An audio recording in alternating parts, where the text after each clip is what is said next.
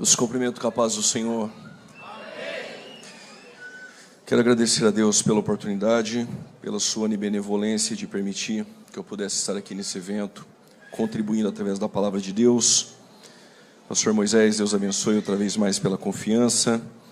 Nosso pastor Gilmar, pastor Giovanni, Deus abençoe. Da linda igreja de Brusque, pastor Abner, pastor Josué, Deus abençoe a vida do Senhor. Cantora Valesca, prazer novamente estarmos juntos. Quando houve a divulgação, em cima do cartaz da minha foto estava escrito: Jesus será glorificado. Por conta disso, saí de Campinas para este propósito. Falar do nosso Jesus Cristo, somente dele. E com certeza ele será glorificado. Por isso escolhi esse texto, Carta aos Hebreus, capítulo 4.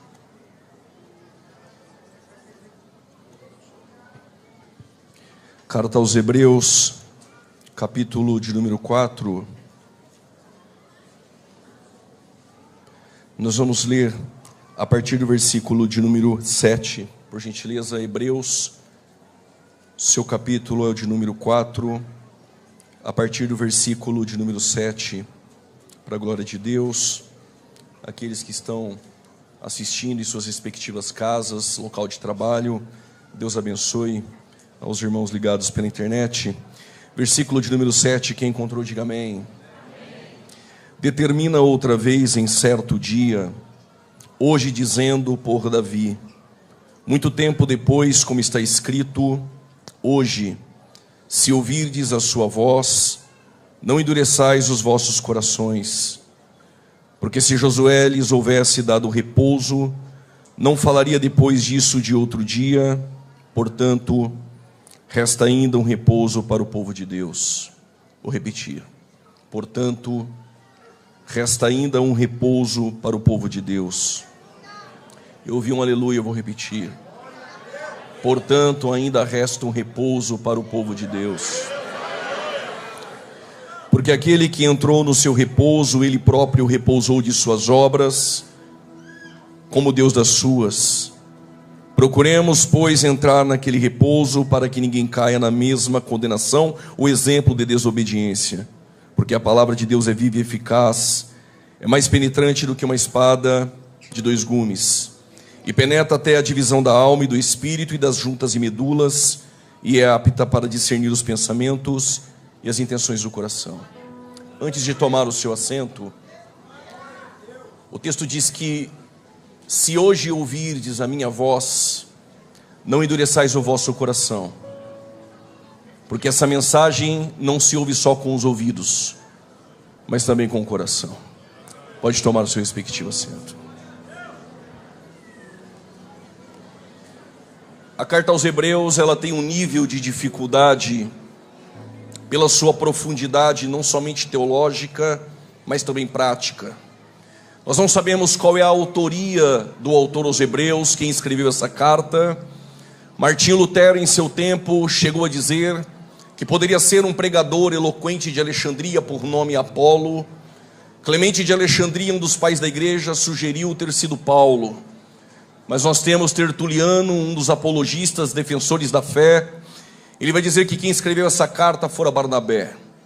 Porém, nós temos Orígenes. Eu não concordo com tudo o que ele escreveu e dissera, mas ele disse que somente na eternidade iremos saber quem escreveu aos Hebreus. E eu fico com Orígenes. Essa carta é uma carta que alguns chamam de o quinto evangelho, porque tanto Mateus, Marcos, Lucas ou João, eles narraram o ministério terreno de Jesus. O autor aos Hebreus, ele narra o ministério celestial de Jesus Cristo. E ele começa dizendo que Deus, antigamente, ele falou, porque Deus, ele falou no início da história, haja luz. Ele falou no decorrer da história, através dos profetas, através das figuras, dos tipos, e falou nos últimos dias através do Filho. Ou seja, a primeira palavra sempre será dele, mas a última palavra continuará sendo a dele. Ele está dizendo que Cristo, ele nos traz a palavra final. Mas no período veterotestamentário nós temos Cristo aparecendo em figuras ou até mesmo na tipologia. ou até mesmo Deus se revelou através daquilo que nós conhecemos como revelação geral. Deus se revelou através da natureza. E o salmista entendeu isso quando escreve Salmos 19, versículo de número 1. Ele abre a tenda e diz: Hashamai mesaprim kavod el. Os céus declara. Em algumas traduções, os céus proclamam. Em outras traduções, os céus anunciam. Em outras traduções, os céus revelam. No original, os céus manifestam a glória de Deus. O que o salmista está dizendo é: quando eu abro a minha tenda e eu olho para o sol, se ele estivesse mais próximo da terra, estaríamos todos queimados. Se estivesse distante, não haveria vida aqui. Se a lua estivesse mais próxima, as marés iriam cobrir toda a terra. Se a lua estivesse distante, não haveria vida sobre a face da terra. A terra tem uma rotação de 23. Se fosse 19, não haveria vida. Se fosse 28, não haveria vida. O que o salmista está trazendo a nós essa noite, quando eu olho para a criação e eu vejo todas as coisas em seus devidos lugares, a criação está gritando: Deus existe, Deus existe. Os céus revelam a glória de Deus. Eu vou repetir: os céus revelam a glória de Deus. Mas ele não só criou o universo e virou as costas para o universo. Hebreus capítulo 1, versos 3 segura: ele é aquele que sustenta todas as coisas. Todas as coisas. Alguém entendeu? Todas as coisas pela palavra do seu poder. Se ele sustenta o universo pela palavra do seu poder, quanto mais o bom samaritano, quanto mais a tua casa, quanto mais a tua família. A palavra de Deus nos sustenta essa noite.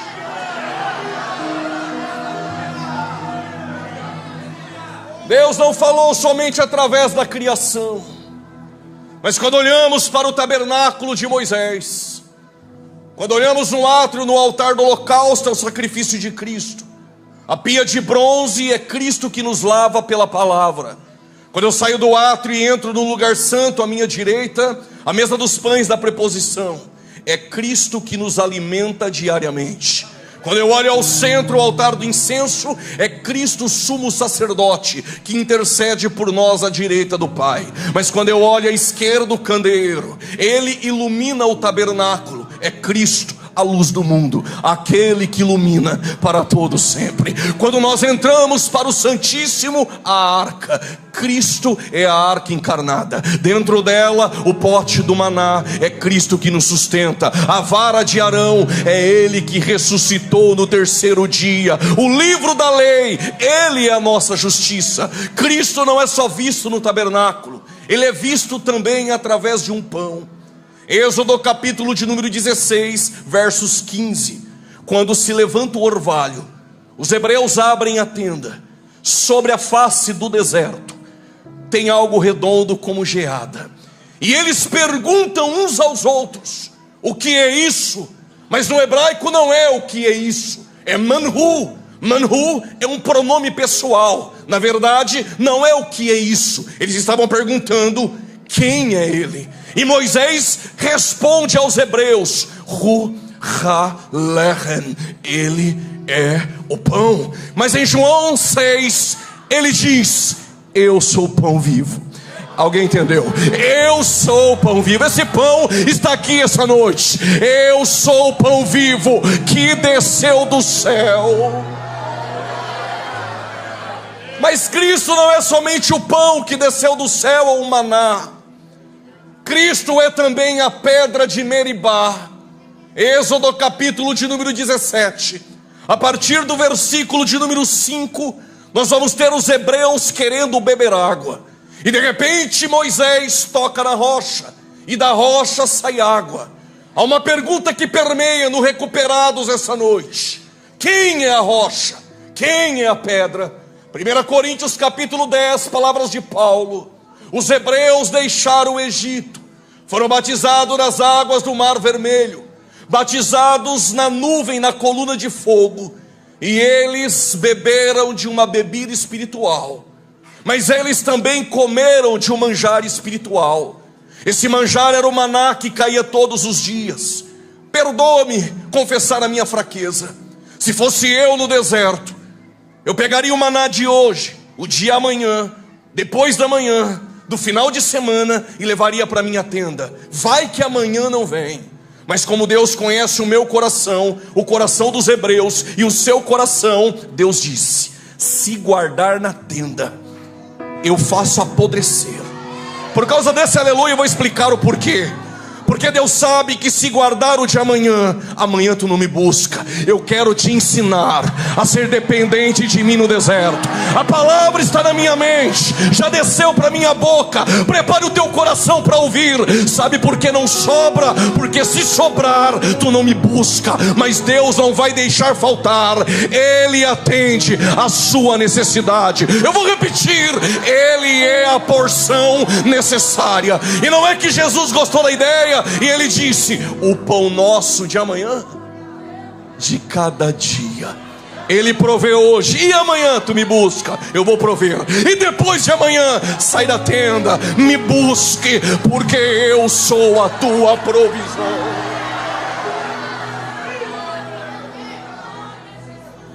Mas assim como os hebreus, na analogia paulina, deixaram o Egito, nós deixamos também.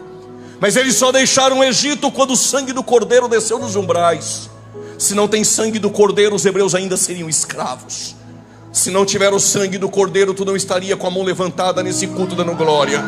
Você só é livre por causa do sangue do cordeiro. Também eles deixaram o Egito.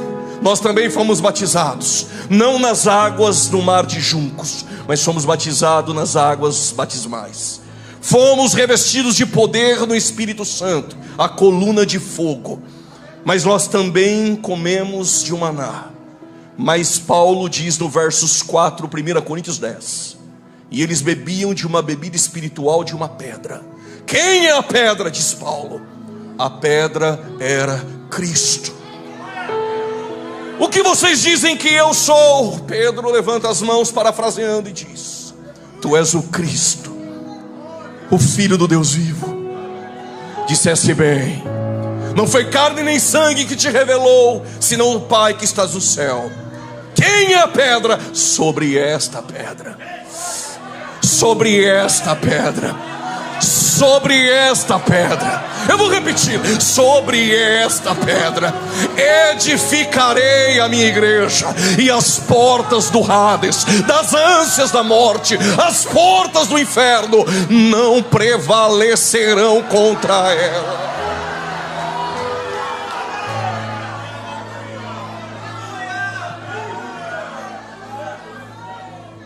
Mas ele não era somente a pedra ou o maná. Ele também aparecia como anjo do Senhor. Apareceu a Gideão, mas ele vai aparecer a uma família tribal, tribo de Dan. O esposo Manoá, sua esposa nas atividades da vida. Aparece um anjo do Senhor e dissera: tu vais gerar. Mas a mulher era estéril. Mas o anjo diz: tu vais gerar. Ela volta para casa e conta para o seu esposo. Ele dorme e pede a Deus que esse anjo do Senhor aparecesse também a ele.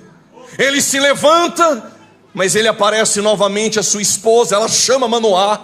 Quando Manoá aparece, ele pergunta a ele: qual o teu nome? Ele diz: por que perguntas o meu nome?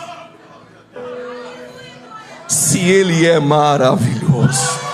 Quem é o maravilhoso? É o Deus forte, é o Pai da eternidade, é a raiz de Davi, o princípio e o fim. Ele é o alfa e o ômega. Ele apareceu como general do exército e Josué se prostrou diante dele. Esse mesmo Jesus que apareceu no período veterotestamentário. O que o autor aos Hebreus nos diz é: nos últimos dias, aquilo que era sombra no Antigo Testamento, a acrópole da revelação, o clímax da revelação, a apoteose da revelação, é Jesus Cristo, o Filho. Ele é o resplendor da glória, a imagem impressa da sua pessoa.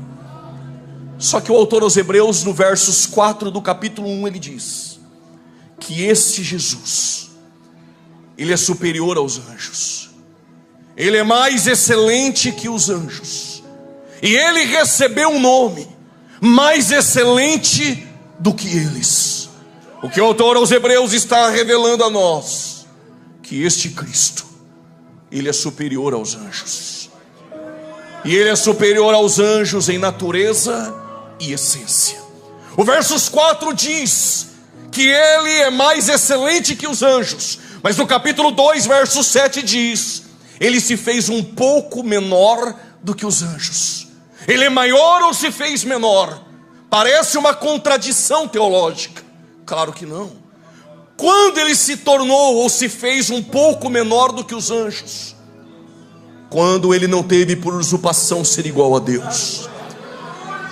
Sendo em forma de Deus, esvaziou-se de si mesmo, se tornou semelhante aos homens, obediente até a morte, e morte de cruz. Por que ele se fez um pouco menor do que os anjos? Ele se fez carne. E aqui eu não vim para fazer barulho essa noite, eu vim para você pensar. Raciocine comigo. Quando Deus criou os anjos, Salmo 148, versos 8, Neemias capítulo 9, verso 6, ele criou nos salmos os anjos todos de uma única vez, milhares e milhares e milhares. Mas segundo Pedro capítulo 2, versos 4, Pedro descreve: Deus não perdoou os anjos que pecaram. Codificando, Deus não perdoou os demônios. A pergunta é: será que Deus não é bom? Ou será que os demônios não querem? Nem a primeira e nem a segunda. Os anjos, eles foram criados milhares e milhares, criados imortais, espíritos imortais. Quando uma terça parte peca, são pecadores imortais, sem direito à redenção. O homem não foi criado da palavra, do haja. Gênesis 1:26, façamos. Gênesis 1:27, e criou Deus o homem. Gênesis 2:7, pegou do pó, soprou o ruach, e o homem se tornou um ser vivente. Mas Deus criou Adão, e da costela de Adão, Eva. Não da cabeça, senão a mulher teria domínio sobre o homem. Não dos pés, senão a mulher seria pisada pelo homem. Mas da costela, para ser auxiliadora, amada e adjutora. Segura glória. Adão adormeceu, mas o segundo Adão na cruz também. Mas o soldado não rasgou a sua cabeça, não rasgou os seus pés, rasgou ao lado a costela. Dali saiu água e saiu sangue.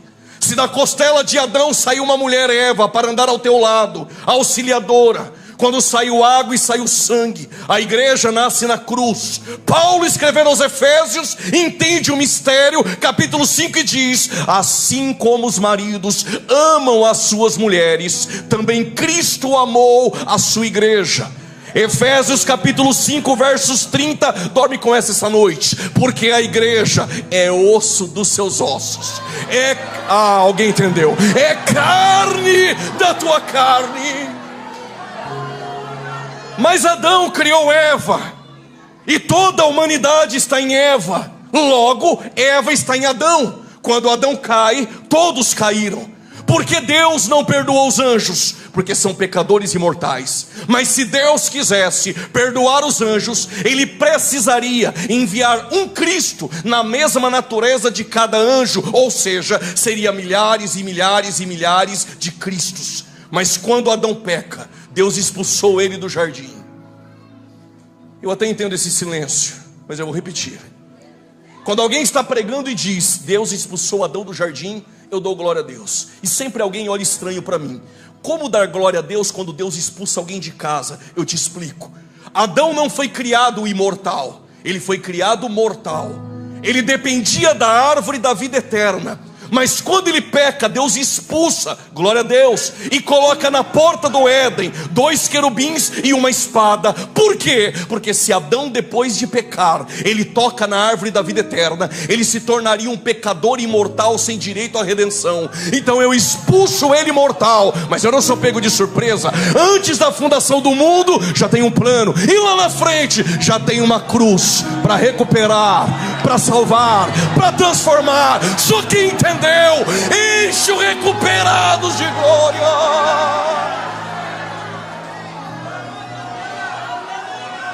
Segura, eu preciso caminhar. Quando Adão peca, todos pecam, porque todos estão em Adão. Agora Deus, Ele precisa que a sua justiça seja atendida.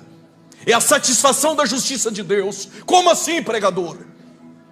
Os animais que estão indo para o altar estão temporariamente purificando pecados humanos, mas a natureza do animal não é compatível à natureza do ofensor, que é Adão. Como Adão, ofensor, pecou contra Deus, o ofendido é justo e é santo. Para satisfazer a sua justiça, o sacrifício tem que ser da mesma natureza daquele que pecou. A natureza dos animais não é compatível à natureza do homem. Então chega uma hora, e aqui uma licença poética, é como se Deus desse um tapa na mesa. Hebreus 10: sacrifício e oblações de animais não quero mais, um corpo me prepara. Não, eu não vim para dar vitória essa noite, eu vim para fazer você pensar. Sacrifícios e animais eu não quero mais, me prepara um corpo. Mas esse corpo precisa vir da mesma natureza daquele que pecou. Então Cristo vai se fazer um pouco menor do que os anjos, semelhante aos homens, obediente até a morte de cruz. E Paulo entendeu isso. Romanos 12, Paulo diz: rogo-vos, pois, irmãos, pela misericórdia ou compaixão de Deus, que vos apresenteis. Olha isso aqui, recuperados. Apresenteis no grego é se apresentar de uma vez por todas. Não dá para vir nesse culto da glória a Deus, sentir arrepios e amanhã voltar para o mundo. Se você veio para a fé, não dá mais para voltar. Se apresentou de uma vez por todas. Segura. Paulo disse: apresente de uma vez por todas como sacrifício vivo. Ora, na Bíblia só tem 2 sacrifícios vivos. O primeiro é Isaac. Ele é vivo, ele é vivo. E Deus vai pedir a Abraão Isaac, porque na verdade Deus só pede aquilo que Ele dá. Por causa desse aleluia eu vou explicar.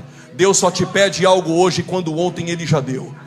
Eu vou explicar melhor. Deus nunca pede o que é seu, Ele só pede aquilo que Ele dá. Por isso que Ele não pede o Ismael, porque o Ismael foi você que arrumou Abraão. Eu só peço aquilo que eu dou, então me dá o Isaac. Já entendi.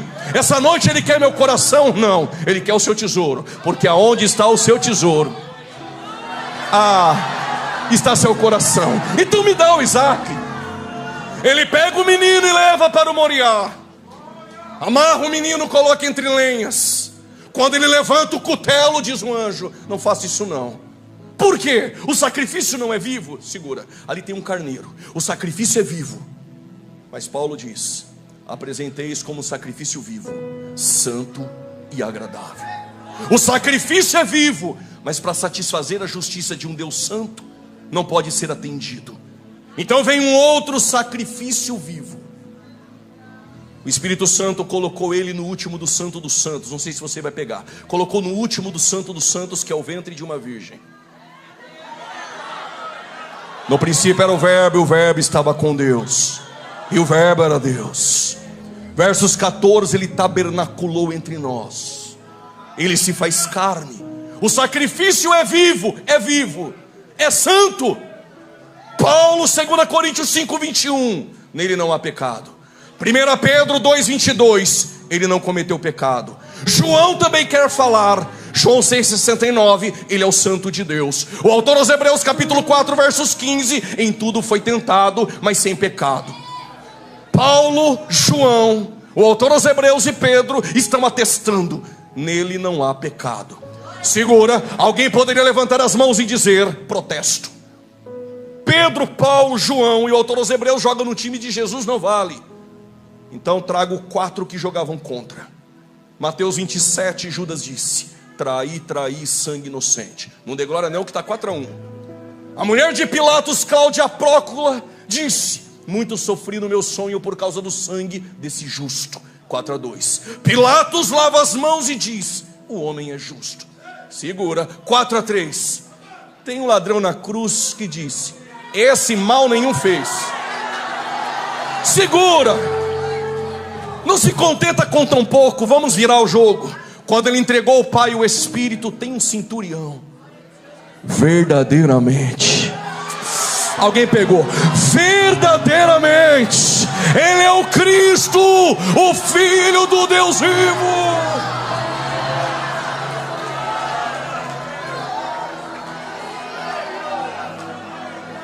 Se você essa noite se apresentou, não é porque você é bom, não é porque você prega bem, não é porque você canta bem.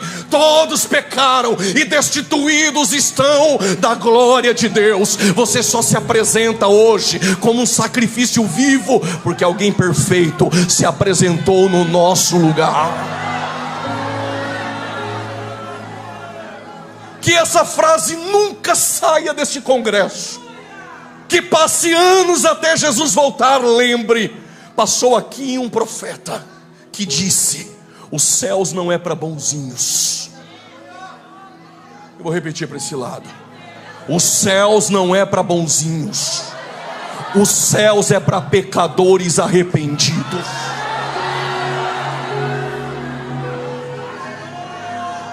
Ele se fez menor do que os anjos. A pergunta é: como ele se tornou com um nome mais excelente do que os anjos? É porque ele não teve por usurpação ser igual a Deus, sendo em forma, morfé, em essência, ele esvaziou kenosis. Ele não deixa de ser Deus. Ele abriu mão dos privilégios para vir como um homem, mas não deixou de ser Deus. Semelhante aos homens como eu e você, chorou por um amigo em Betânia, dormiu na polpa de um barco, sentou cansado no poço de Jacó, foi tentado no deserto como homem, a alma no Getsêmani abatida, o corpo machucado pelos cravos, se tornou um pouco menor do que os anjos. Mas o autor aos Hebreus diz: mas foi coroado em glória. Pela paixão da morte, pela graça de Deus, disse o autor aos Hebreus, provou a morte por todos nós, mas agora ele recebe um nome mais excelente que o dos anjos. Quando isso aconteceu? Obediente até a morte de cruz, vírgula, mas Deus o exaltou. Mas Deus, estou sentindo a graça, mas Deus o exaltou soberanamente. Ele deu um nome que é acima de todos os nomes. E chegará o dia, se você não fizer isso aqui hoje, fique tranquilo, um dia vai fazer. Chegará o dia em que todo joelho se dobrará, toda língua confessará. Só quem pode, Ele é Senhor, Ele é Senhor, Ele é Senhor.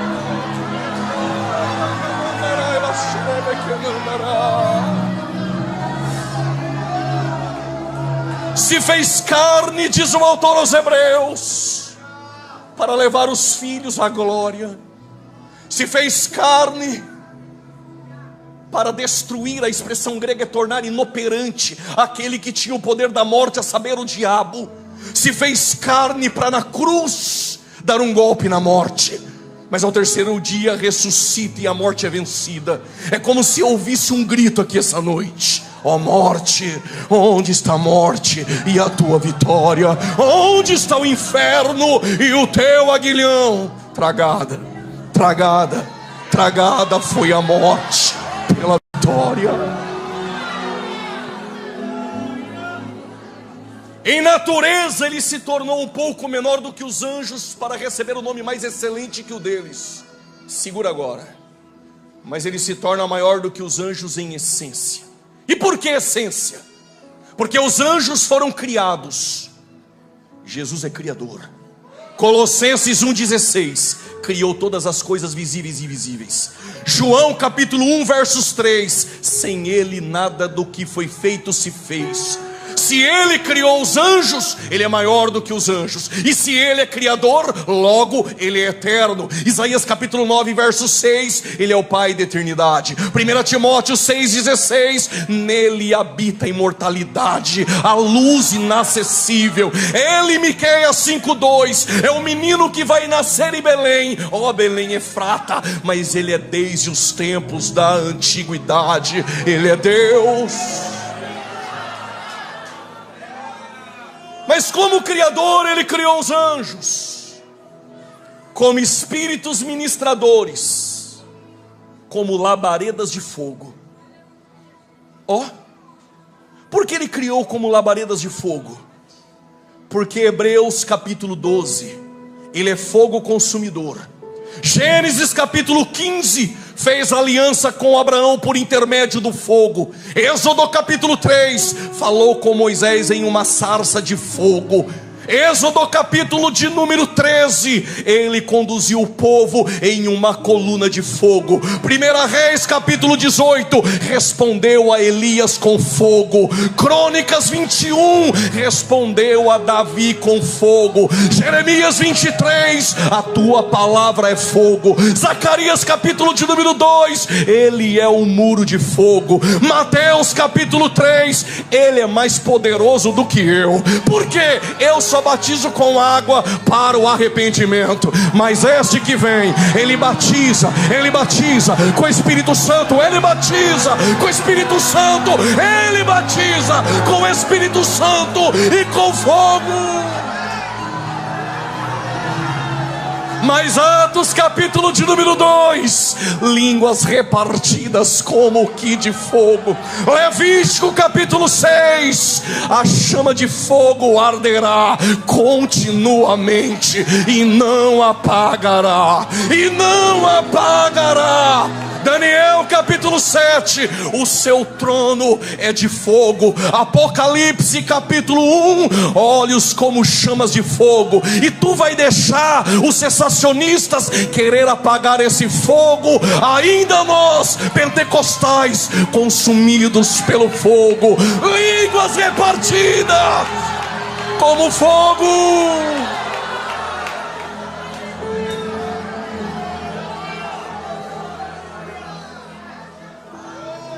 Ele é maior do que os anjos. O cerne da carta aos Hebreus, a supremacia, a superioridade de Cristo. Porque Ele é maior do que os anjos? Porque os anjos não recebem adoração. João se prostrou diante do anjo e o anjo disse: levanta, adorar só a Deus. Mas o menino nasce em Belém, e Deus disse aos anjos: adore o menino. A glória é para você, imagine para os anjos. Nós só aprendemos a adorar a Deus. Agora nasce um menino em Belém, está numa manjedoura, e Deus está pedindo para adorar o menino. Mas antes que os anjos pensassem, Deus disse aos anjos: a quem de vós eu disse, eu hoje te gerei? A quem de vós eu chamei de filho? E a quem de vós me chamou de pai? Hebreus capítulo 1, versículos 5 e 6. Mas o meu primogênito eu introduzi no mundo. Se não quiser fazer isso, não tem problema, porque todos os anjos de Deus o adoram. Todos os anjos, os recuperados também, a todos os crentes salvos o adoram.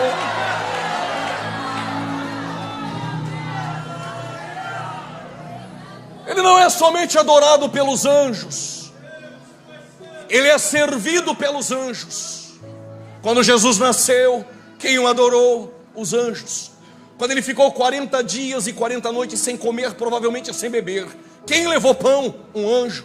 Quando Ele está no Getsemane em agonia, quem foi o consolar? Um anjo. Quando Ele ressuscita domingo pela manhã, quem disse para as Marias que Ele ressuscitou? Os anjos.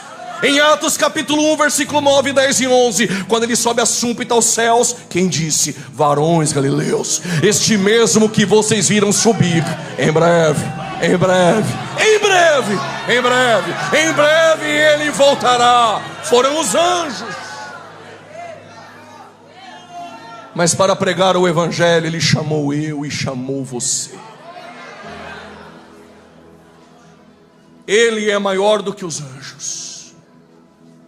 Preciso concluir. Mas em Hebreus capítulo 3, ele é maior que Moisés.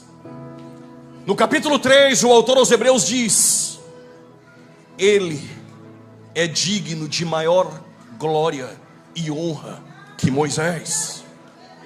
Mas em que ele é maior que Moisés? Ele é maior que Moisés em posição e em glória. Por que em posição? O autor aos Hebreus diz: porque Moisés foi colocado na casa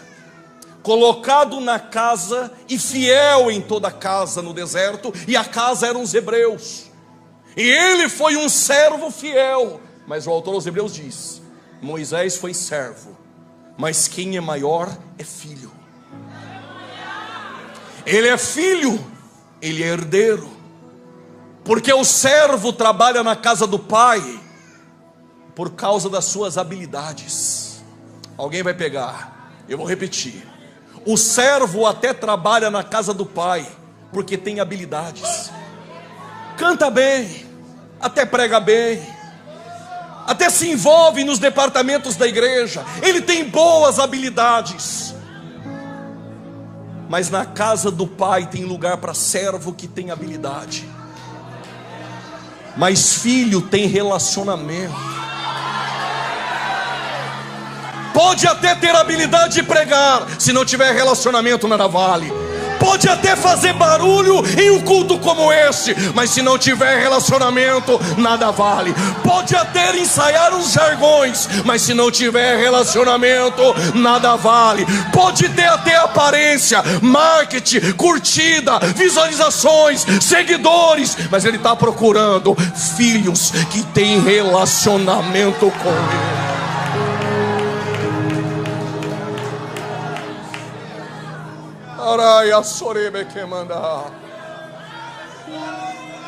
O pródigo é filho.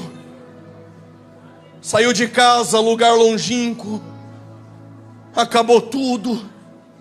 Olha para as bolotas dos porcos, está imaginando que é picanha. Mas aí ele cai em si e lembra: até os trabalhadores da casa de papai, para eles nunca faltou pão. A palavra trabalhadores ali em algumas traduções é jornaleiro. E o que é jornaleiro? É diarista. Diarista trabalha para um dia de salário.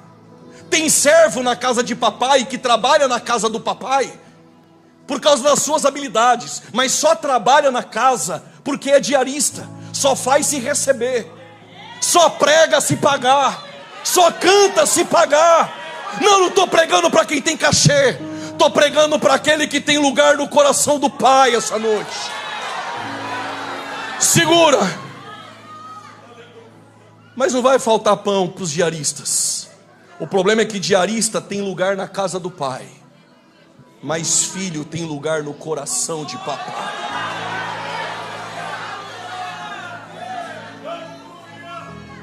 Ele é filho, ele é herdeiro e tem direito à herança. Não fique me olhando assim, porque você também é filho. Não se empolgue não, porque não é filho legítimo. É filho pela adoção, pela qual clamamos Abba Pai.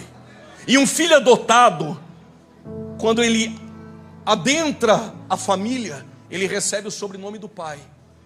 Então agora ele também tem direito à herança. Então não diga que veio para o recuperados duro e a conta bancária vazia, porque tem uma herança em sua conta no céu. Só que o filho não é só o chantilly do café. Ou tu esperou que eu ia vir aqui essa noite te dar vitória, Deus vai te honrar, vai te colocar por cabeça? Isso aí não é evangelho, irmão. Evangelho tu não entra para ganhar, evangelho tu entra para perder. Evangelho não é fama, evangelho é coração ardendo pela palavra e fidelidade.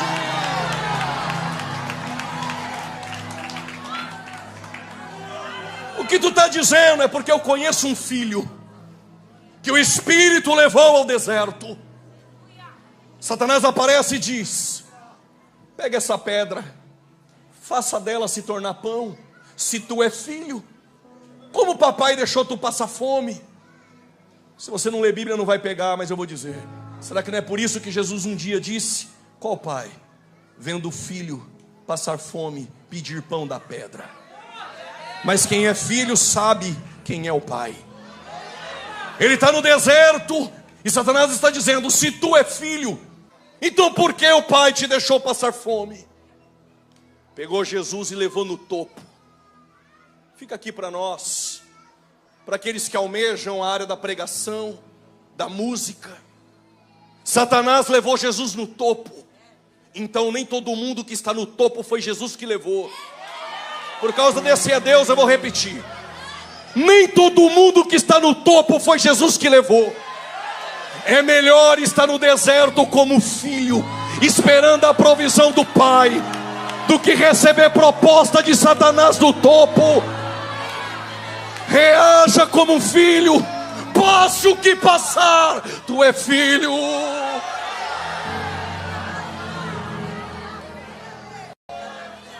Chegará o dia que a igreja brasileira irá tirar dos seus púlpitos os pregadores triunfalistas. Já viu aquela? Se você dá glória, Jesus vai te dar. Se você levantar a mão para cima, Jesus vai fazer.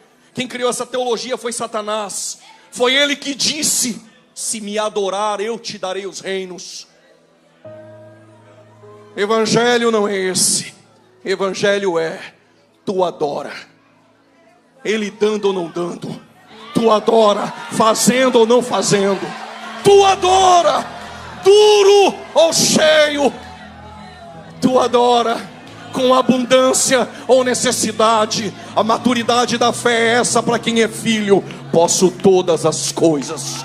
Posso todas as coisas naquele que me fortalece. Moisés é servo, ele é filho.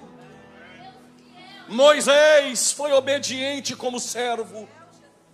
Isso aqui vai para nós pastores. O Moisés é aquele que atravessou o Mar Vermelho, mas não atravessou o Jordão.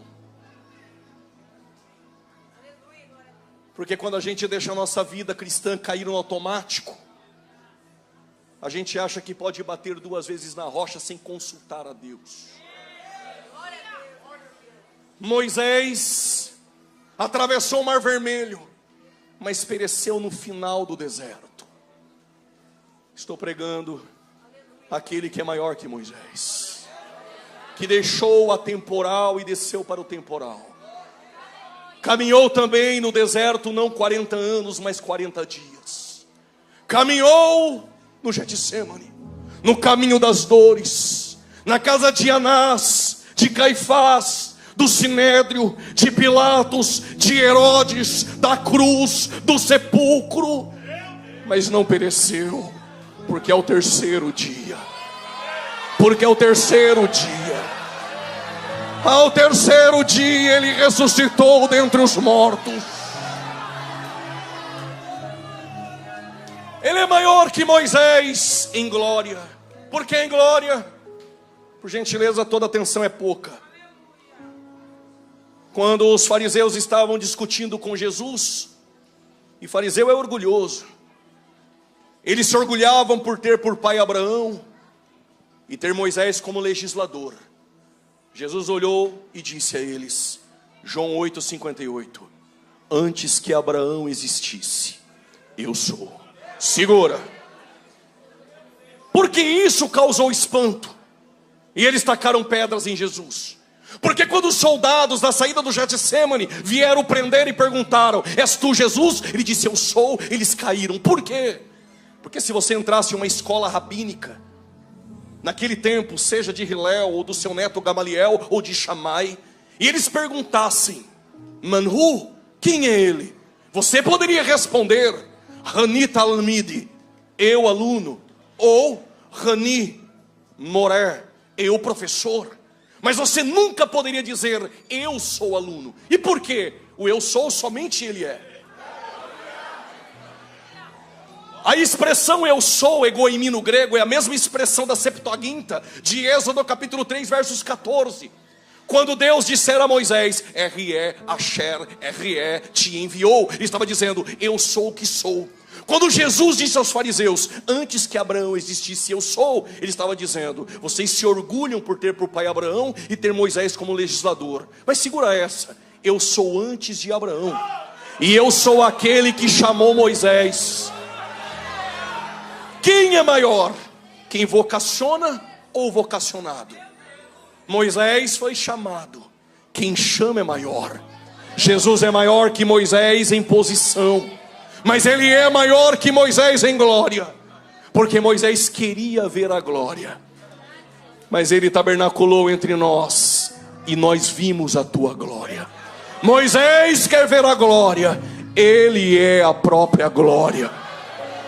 Moisés usava um véu, e não é que quando eu li esse texto, eu pensei, está usando o véu para não mostrar a glória. Mas Paulo dedurou o homem. Paulo disse, coisa nenhuma, usava o véu só para não mostrar para o povo que a glória era transitória. Tinha véu, mas não tinha glória. Tem movimento, mas não tem presença. Até engrossa a voz, mas não tem Bíblia. Até diz, chacoalha o irmão que está do lado, fala para 2 ou 3, levanta a mão, até fala, mas já não tem mais a presença de Deus. Aí Paulo diz, mas por causa daquele que é maior que Moisés em glória, estou parafraseando, ele diz, eles ainda até hoje usam véu. Mas esses pastores que aqui estão, os recuperados que vieram aqui à frente, não usam mais aquele rosto com véu, ou atrás do véu um rosto machucado por anos no crack, machucado por anos na prostituição, na maconha, na cocaína. Mas na olaria de Jesus nunca teve lata de lixo. Eu espero tu dar glória. Eu vou repetir, na olaria de Jesus não tem lata de lixo. Pregador, estava no crack, é barro, servia para ser pisado, mas na mão do oleiro eu limpo, modelo, faço um vaso, jogo no forno, pego de volta, coloco dentro dele um tesouro. Aí não precisa usar o véu, porque o rosto resplandece como um espelho. O que? A glória. E aí Paulo diz, e nós andamos de glória em glória, de glória em glória, de glória. Já era para ter enchido o lugar de glória em glória. Se quiser pular da cadeira, pula. Se quiser levantar a mão, levanta. De glória em glória, de glória em glória.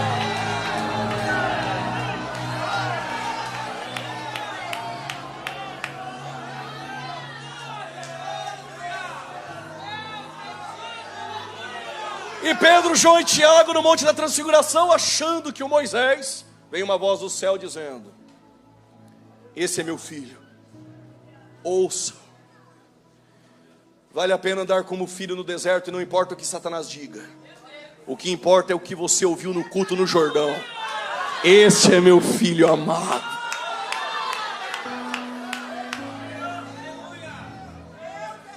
Cinco minutos eu encerro.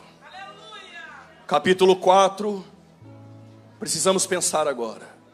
O autor aos Hebreus diz, pela incredulidade os hebreus não receberam a palavra misturada com fé, por isso pereceram. O que é receber a palavra misturada com fé? É porque tem gente que só recebe com o ouvido, mas se não receber com o coração, está a passos largos da incredulidade. Mas quando eu li a Bíblia a primeira vez e eu vi o povo entrando em Canaã, eu pensei com Josué, chegaram no repouso. Mas aí o autor aos Hebreus, ele cita os Salmos 95. E ele diz que Davi, falando de um outro dia, diz, entraram em Canaã, mas não encontraram repouso. Então o repouso não é Canaã, não. Aí o autor aos Hebreus diz, e Deus descansou no 7º dia, mas mesmo assim o povo não encontrou o repouso. Logo, o repouso não é Canaã, o repouso não é o sábado. Aí o autor aos Hebreus diz, mas ainda resta um repouso para o povo de Deus. Eu vou repetir, mas ainda resta um repouso para o povo de Deus. Se Canaã não era o repouso, se o sábado não é o repouso, aonde eu encontro repouso? Só encontro repouso se você for ferido por uma espada de 2 gumes. Só ela. Tu pode cantar o dia todo no Recuperados, tu pode contar a história de ministério a vida toda no púlpito da sua igreja, tu pode falar de usos e costumes 100 anos na tua igreja, mas só tem uma coisa que entra e penetra entre a alma e o espírito: é a palavra, é a palavra, é a palavra, é a palavra. O bom samaritano está de pé pela palavra, os gideões estão de pé pela palavra, os pentecostais estão de pé pela palavra. Eu sei que vai dar polêmica, mas não tem problema. Não prego por agenda. Pode pôr a câmera aqui na minha face. Nada contra quem faz, mas quem nunca fez, a gente podia pintar tudo aqui, colocar luzes, pipoca, cinema, entretenimento. A gente poderia fazer desse culto qualquer coisa, menos culto. Então a gente atrai os jovens fazendo isso. Se a gente apagar a luz e pintar as paredes, os jovens vêm. Deixa eu te dar uma notícia, pastor.